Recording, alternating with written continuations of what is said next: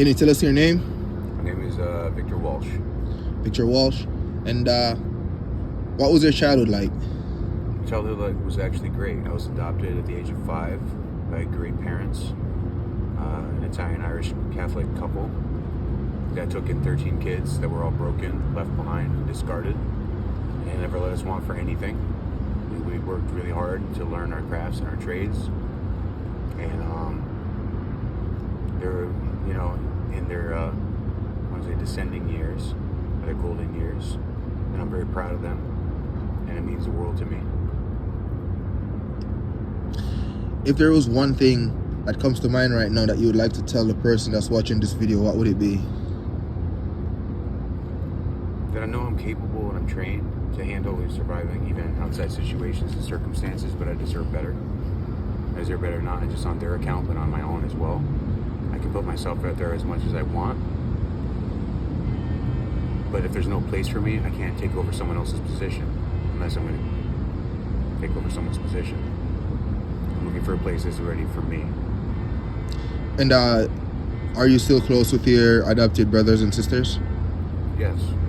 We haven't talked all that often. They've now got 7. My brother has 7 kids. My sister's got 7 kids. So the family's extended quite a bit. My other brothers and sisters have also anywhere between 2 to 3 at any given time. I have only one single daughter, but me and the mother are no longer together. Are you close with your daughter still? No, only the first 3 years of her life. I would love to be, but I also knew I had to take a step back. I was really young. I wasn't actually prepared for that. I guess they don't teach that in class, how to all of a sudden become a parent or a bunch of different things. And of course, when the relationship came about and was working, it was working. And then all of a sudden, when there were other things to come about, there was confliction.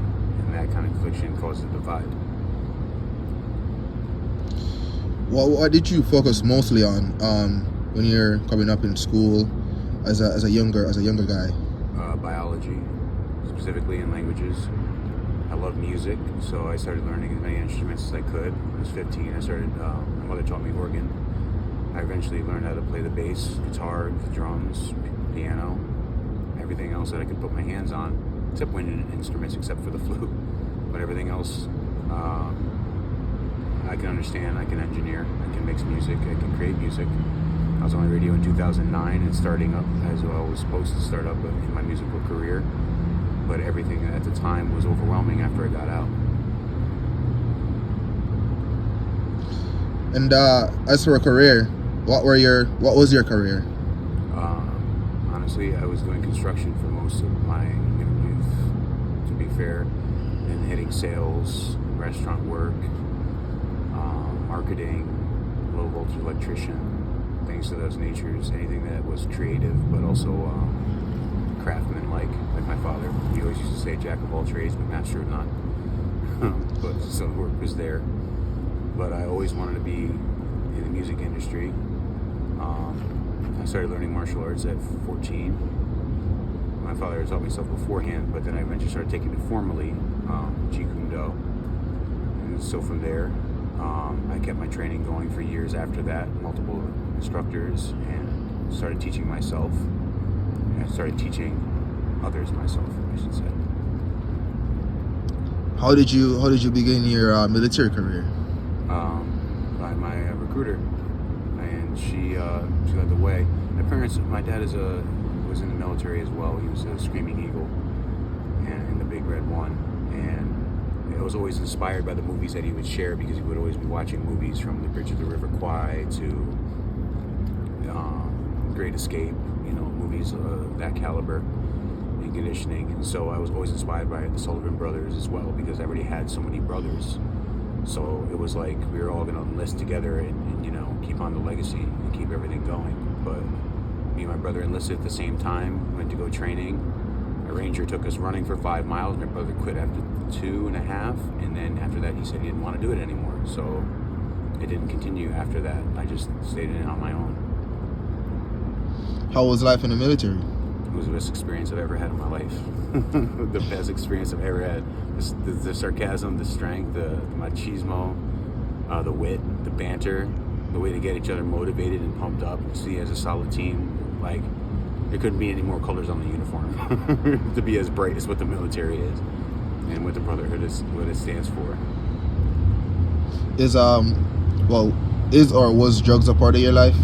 They had been afterwards. I really started getting depressed. I mean, I started using a substance called K2 when it was kind of being still banned, but still being flourished, and it was everywhere.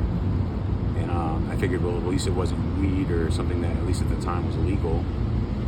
And I started that, and that started problems in a relationship before I even would realize it, because I only had 180 days of TRICARE after I got out of the military. So by the time the medicine ran out, all of a sudden I had to search for alternative means, and eventually they overtook me.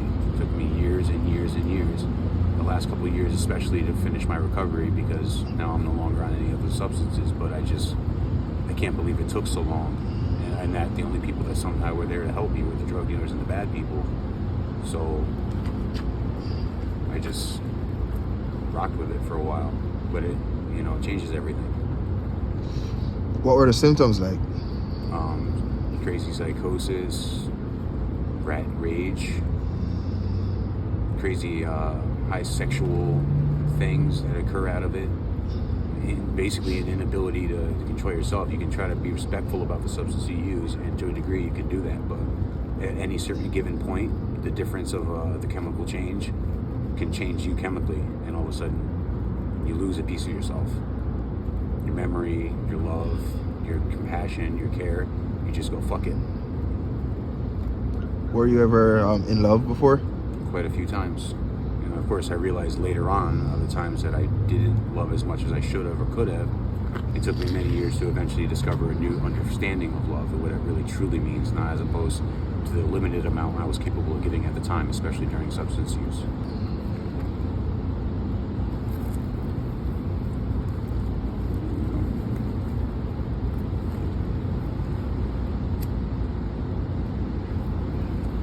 What would you say is your biggest regret? Not understanding love to its scientific principle in which it could be embodied better and delivered better, to an understanding of sometimes no understanding, because sometimes your partner doesn't want you to know what they need out of love and expect you to know it in advance.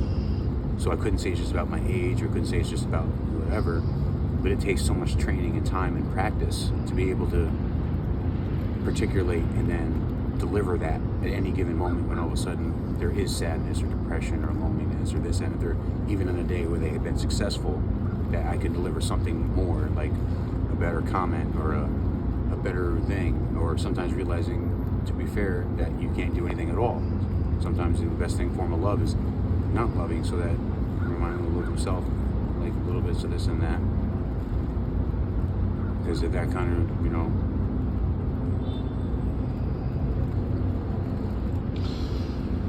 So, say there's a child watching this video somewhere, or there's someone watching this video somewhere that said that is saying, "Man, I see myself in this person."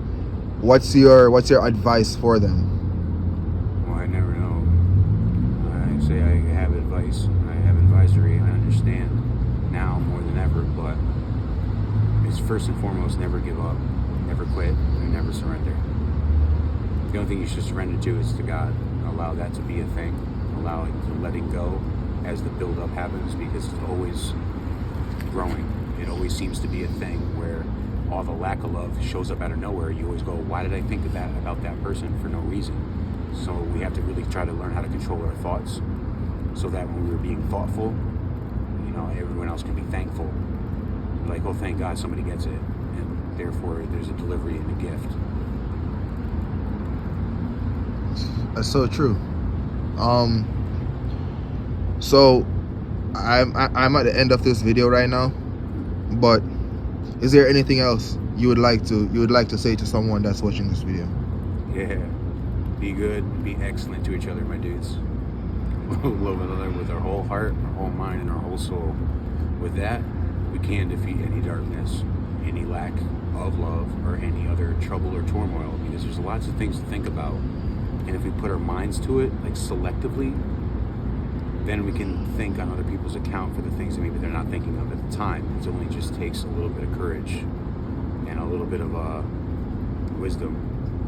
So seek wisdom, and don't remember faith, hope, and love. But all the strongest of it is love. Right on. Who?